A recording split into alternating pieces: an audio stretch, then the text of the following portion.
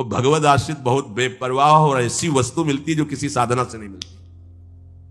पर यह हृदय का विषय होता है, वाणी का नहीं होता। केवल वाणी के कहने से हृदय शांत नहीं हो जाएगा। निज सुख बिन मन होई की थीरा, जब तक मन में ये आश्रय जागृत नहीं होगा तब तक बात नहीं बनेगी। और ये जागृत तभी होगी, लिख लो, जब तुम्हारा अपमान होगा, निंदा होगी, शरीर किसी असाध्य रोग से ग्रसित होगा, सब तिरस्कार करेंगे, सब कोई सृष्टि में प्यार से देखने वाला नहीं होगा, तब सच्चा मदाश्रय उदय होता है।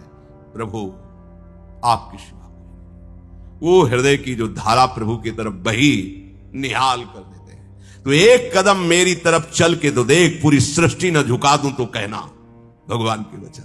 एक कदम तो चल के देख मेरी तरफ। ये अंदर की बात है, बाहर से आप कहोगे तो हम 500 किलोमीटर से आए, एक कदम की क्या बात है। बाहर से दौड़ने वाला कोई वीर नहीं कहा जाता। अंदर तो आप वहीं बैठे हुए हो, शरीर में, उस शरीर संबंधियों में, शरीर भोगों में, एक कदम कहां चले। अंदर की बात है क्या आपको। ये मदाश्रया अंतिम सांस तक हो जाए तो परम पद भी मिल जाएगी। बहुत बार बता चुके, फिर समझ लीजिए।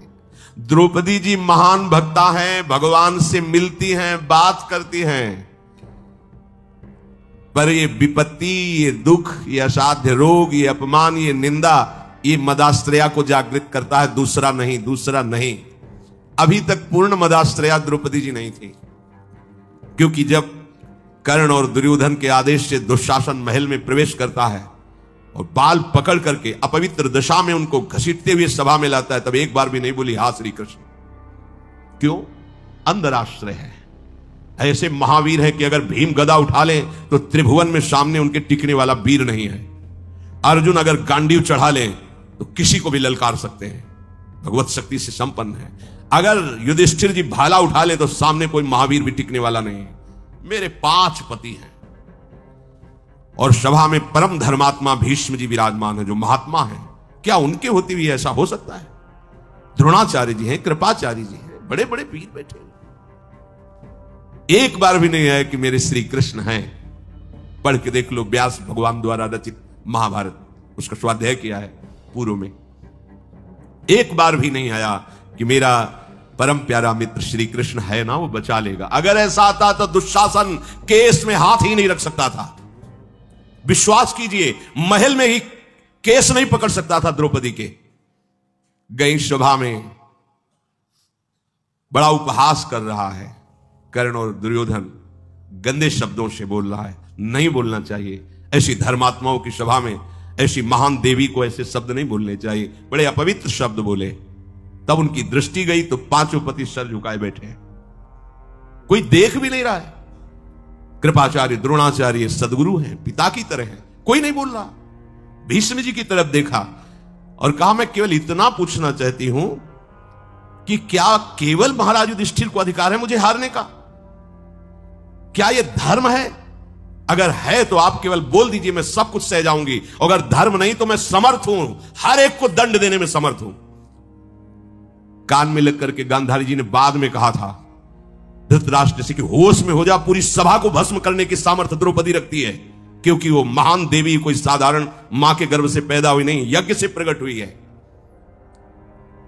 कहां कोई बात सुनने वाला? खींच रहा है दुशासन, 10,000 हाथियों का बल रखता है। द्रौपदी जी हाथ से पकड़े हुए साड़ी, थक गई। सोचा आप क्या, अभी मदाश्रया नहीं जागृत हुआ, एक बार भी कृष्ण याद नहीं आए। दांत से पकड़ लिया, अब लगा कि अब की बार के झटके में दांत से भी छूट जाएगी। स्वयं छोड़ दिया और कहा, हे गोविंद द्वारिकावासी।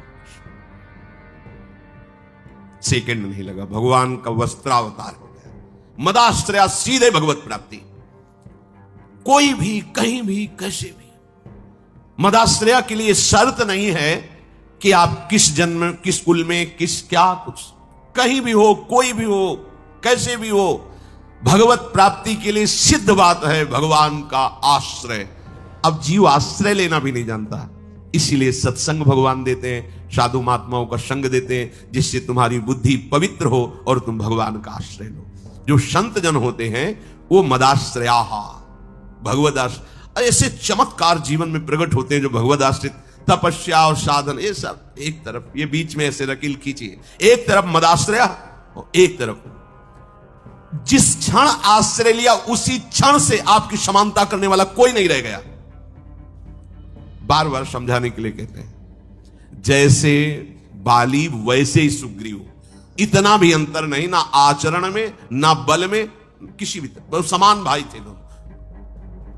और रूप भी बाली और सुग्रीव को खड़ा कर दे तो भगवान भी पहचानने में, तभी माला पहनाया था भगवान ने। एकदम एक रूप, एक बल, एक स्वभाव, एक गुण, दोनों ऐसे भाई थे।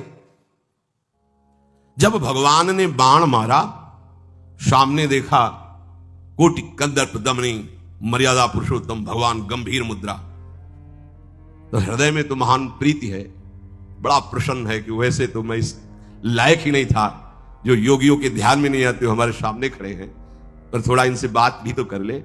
तो कहा, प्रभु सुन रखा है कि आप समदर्शी हो, फिर पर आज आपकी समदर्शिता दिखाई नहीं दे रही, पक्षपात दिखाई दे रहा है। मेरा भाई है, पता नहीं आप जानते हैं पूर्ण रूप से कि नहीं, पर मैं जानता हूं क्योंकि साथ ही खेला हूं।